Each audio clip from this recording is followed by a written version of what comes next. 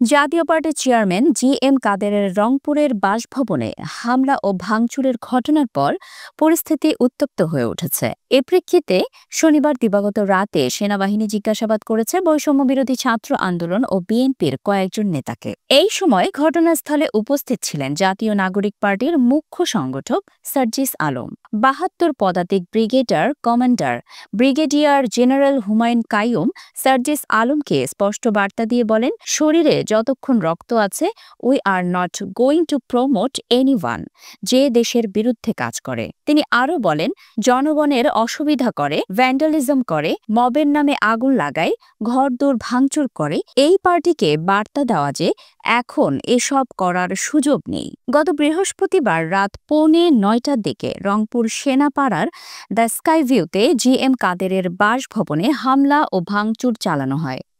ওই সময় তিনি বাসায়ই অবস্থান করছিলেন। হামলার পর পাল্টাপাল্টি অবস্থান নেয় বৈষম্যবিরোধী ছাত্র আন্দোলন, জাতীয় নাগরিক পার্টি ও জাতীয় পার্টির নেতাকর্মীরা। একাধিকবার ধাওয়া পাল্টা ধাওয়ার ঘটনাও ঘটে।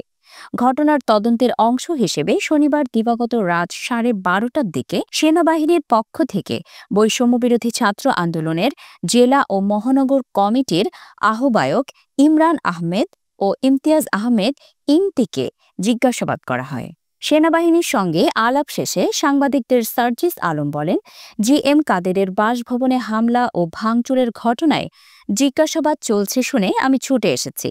এই পরিস্থিতি রংপুরে নতুন এবং আমরা চাই না এই ধরনের ঘটনা ভবিষ্যতে আর ঘটুক। তিনি আরও বলেন, বিএনপি, জামায়াত, এনসিপি বা যে কারো বিরুদ্ধেই তদন্ত হওয়া দরকার।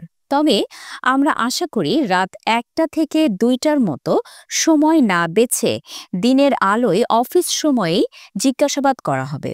আমরা তদন্তে সব ধরনের সহায়তা করতে প্রস্তুত।